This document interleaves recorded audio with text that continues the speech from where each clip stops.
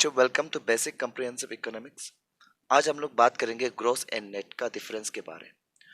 National income accounting को account करने के लिए हमें ग्रॉस और नेट को जानना बहुत ज़रूरी है। अभी ग्रॉस एंड नेट क्या चीज़ है उसे पहले हम लोग जान लेंगे। यहाँ पे आप लोग देख रहे होगा कि नेशनल इनकम जब भी एग्जाम में लिखेगा कि आपको नेशनल इनकम क्वेश्चन आया, सपोज नेशनल इनकम आप अकाउंट करो, आपको फॉर्मूला कौन सा यूज़ करना पड़ेगा? NNPFC। NNPFC का फुल फॉर्म क्या है? Net national product at factor cost. And दूसरा पॉइंट है, अगर आपको जीडीपी निकालो बोलेगा, जो कि ग्रोस डोमेस्टिक प्रोडक्ट होता है ना। तो ये दोनों को अकाउंट करने के लिए हमें पहले जानना पड़ेगा कि नेट क्या है और ग्रोस क्या है। आप देख रहे हो नेशनल इनकम पे नेट यूज हो रहा है और ग्रोस डोमेस्टिक प्रोडक्ट पे ग्रोस हो रहा है। ये दोनों का डिफरेंस जानना पड़ेगा, तभी जाके हम लोग आगे अकाउंट आसानी से कर सकेंगे। बच्चों, इसको ग्रोस एंड नेट को जानने से पहले हम पहले बात करेंगे एक पॉइंट जो कि आपको जिससे भी हो याद रखना पड़ेगा। दैट इज कि in national income accounting only final goods are accounted. If intermediate goods are included, then it will conclude double accounting errors. है ना। इसमें क्या बात कर रहा है कि जब भी नेशनल इनकम अकाउंटिंग एक साल में किया जाता है तो फाइनल गुड्स ही इंक्लूड होगा, इंटरमीडिएट गुड्स को इंक्लूड नहीं किया जाएगा।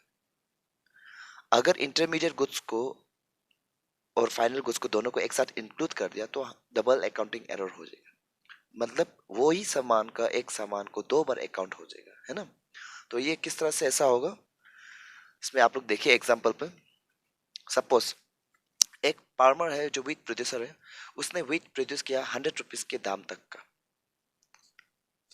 अभी उसे उसने 150 में बेचा, उसे मिला 50 रुपीज का प्रॉफिट। अभी फ्लावर मेकर ने इसे 50 रुपीज का इसे बना के फिर इसे ब्रेड मेकर को 200 में बेचा, है ना। 200 में बेचा।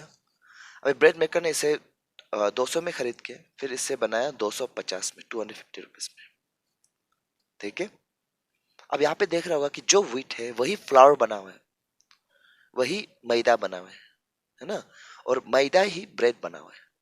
तो ये ब्रेड के अंदर जो फाइनल गुड्स है उसके अंदर ये दोनों ही इंक्लूडेड है, ऑलरेडी इसके अंदर है। अगर साल के एंड में अगर इसे भी इंक्लूड किया और इसे भी इंक्लूड कर दिया तो दो बार अकाउंट हो रहा है ना। तो ब्रेड के अंदर ही ये दोनों है। इसे अकाउंट नहीं करेंगे, इंटरमीडिएट को हम लोग हटा देंगे, बल्कि फाइनल गुड्स को ही अकाउंट करेंगे। ठीक है। अब देखते हैं एक चीज और कि टोटल आउटपुट जो होता है, हम जब टोटल आउटपुट बोलते हैं तो वो इंटरमीडिएट गुड्स और फाइनल गुड्स उसके अंदर इंक्लूड होते हैं, है ना।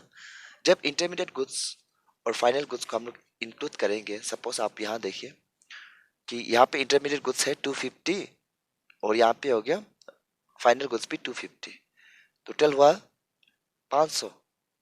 ये है टोटल आउटपुट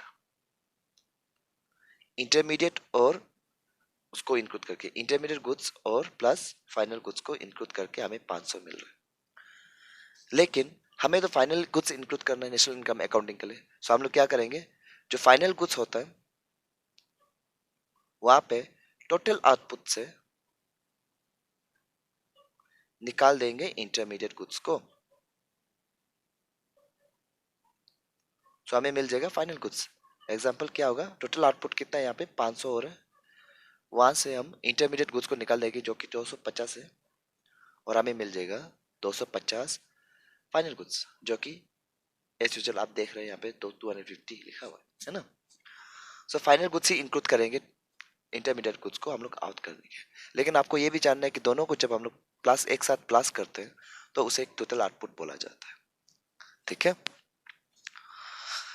अभी यहाँ पे हम लोग जानते हैं ग्रॉस एंड नेट का डिफरेंस एक सिंपल एग्जांपल के तरफ से। उससे पहले एक सेंटेंस लिखा है यहाँ पे, during domestic course there are liabilities which individual need to bear, है ना। ऐसा बहुत सारा हम लोग का जो नॉर्मल लाइफ होता है उसमें ऐसा बहुत सारा लायबिलिटीज होता है। लायबिलिटीज मतलब आप जो चीज, आपके पास जो भी एसेट है उसे आप कुछ ना कुछ उसका रेस्पॉन्सिबिलिटीज होता है जिसे आप केयर करने के लिए कॉस्ट बियर करना पड़ता है ना। जैसे कि एग्जांपल आगे बताएगा आपको। फॉर एग्जांपल, आपको जब भी ग्रोस इनकम ऑफ फादर पूछेगा, कोई अगर आपको आया और पूछा कि आपका पिताजी का ग्रोस इनकम कितना है, वो 10,000 है सपोज हो रहा है ना। 10,000 ऐसा अमाउंट है जो आपका फादर बिल्कुल उसे पूरा खर्चा नहीं कर सकेगा। उसके पास इतना पावर ही नहीं कि उसे पूरा खर्चा करे। ऐसा क्यों? क्योंकि लायबिलिटीज है, कुछ लायबिलिटीज है जिसे वो उसे हर महीना चुकाना होता है। फॉर एग्जाम्पल आप यहाँ देखिए कि टैक्स हो गया उसका 1,000, है ना? टैक्स होता है। अगर उसका इनकम सपोज गवर्नमेंट सर्विस है, 10,000 कमा रहे हैं, तो गवर्नमेंट की तरफ से 1,000 टैक्स काट दिया। घर बेच रहे, रेंट बेच रहे, तो 1,000 उसमें भी काट गया। वाटर बिल है, पानी का बिल देना पड़ेगा, इलेक्ट्रिसिटी बिल देना पड़ेगा। ये हो गया उसका कुछ चीज जो लाइबिलिटीज उसको बियर करना पड़ेगा, है ना, ऐसे डोमेस्टिक कोर्स पे। तो ये वो इनकम है जिसे आपका फादर चाहते हुए भी इसे स्पेंड नहीं कर सकता, क्योंकि ये एनी हाउ उसको बियर करना पड़ेगा। अगर वो इस महीना नहीं चुकाया तो अगला महीना में तो चुकाना पड़ेगा इसको, और उसके बिल तो डबल हो जाएगा उसमें, है ना? सो एनी हाउ उसे ये लाइबिलिटीज बियर करना पड़ेगा। अभी लाइबिलिटीज को काटने के बाद जो उस टोटल लाइबिलिटीज कितना यहाँ पे आप लोग देख रहे होंगे, 2,500 है। 2,500 को हम लोग वो ग्रोस इनकम से डिडक्ट कर देंगे तो मिलता है 7,500, है ना? 7,500। 7,500 को बोला जाएगा net income of father, and जो कि एक्चुअली उसका जो सैलरी था 10,000 था, उसे कहते हैं ग्रोस इनकम। ठीक है? तो जब भी हम लोग लाइबिलिटीज को हटा देंगे तो वो बन जाएगा नेट, और जब भी लाइबिलिटीज को इंक्लूड करेंगे वो बन जाएगा ग्रोस। इसमें ठीक है ना?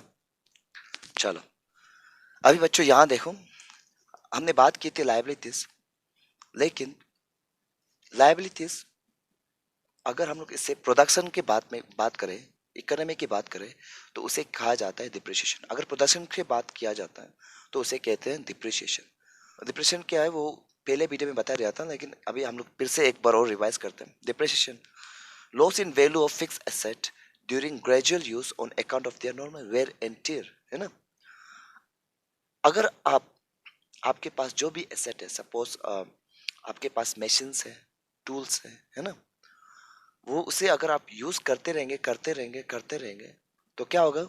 समय के साथ वो यूज करते रहने की वजह से, ग्रेजुअल यूज की वजह से, करते रहने की वजह से वो कभी ना कभी तो खराब होगा, उसका वेयर हो जाएगा, उसका छिल जाएगा, या फिर वो टूट जाएगा, है ना?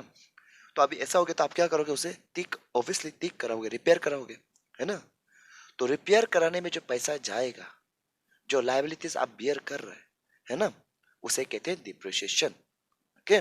इसमें आपका लॉस हो रहा है ना, लॉस वैल्यू, वो उसका एसेट पे वैल्यू लॉस हो रहा है, इजंट इट?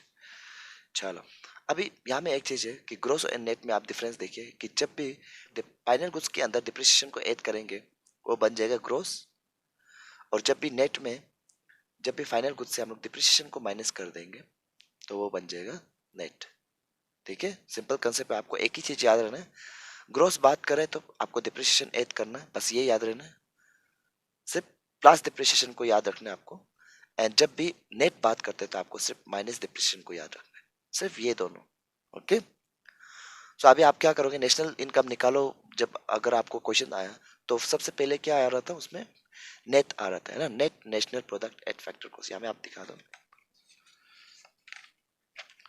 जब नेशनल इनकम आपको निकालो, अकाउंटिंग करो बोला, है ना, तो शुरुआत में नेट आ रहा है, यानी कि नेट में आप क्या करोगे? जो भी वैल्यू होगा उसमें माइनस डेप्रिसिएशन जैसे भी यूज करोगे जब भी नेट आया, है ना? एंड जीडीपी में जब भी ग्रोस आ रहा है दैट मीन्स आपको याद रहना है कि प्लस डेप्रिसिएशन जैसे भी हो यूज होना है। ठीक है? तो ये दोनों है ना? तो आज के लिए आपको इतना ही जानना था, बस ग्रोस एंड नेट का डिफरेंस जानने के लिए। प्लस पॉइंट हम लोग ये भी कर सकते हैं कि अगर नेट में माइनस डिप्रिसिएशन ऑलरेडी है ना, फाइनल गुड्स से डिप्रिसिएशन हटाया गया है, उसको नेट कहते हैं। तो अगर नेट में हम लोग डिप्रिसिएशन को ऐड करते हैं तो वो ग्रोस बन सकता है ना? आप लोग यहाँ पे देख लीजिए, नेट जो क्या होता है, फाइनल गुड्स में से ऑलरेडी डिप्रिसिएशन को हटाया होता है तो वो नेट है। सो अगर नेट में, वही नेट में अगर हम लोग डिप्रिसिएशन को फिर से डाल दे तो वो बन जाएगा ग्रोस, राइट? तो हम लोग इस तरह लिख सकते हैं, gross equal net plus depreciation.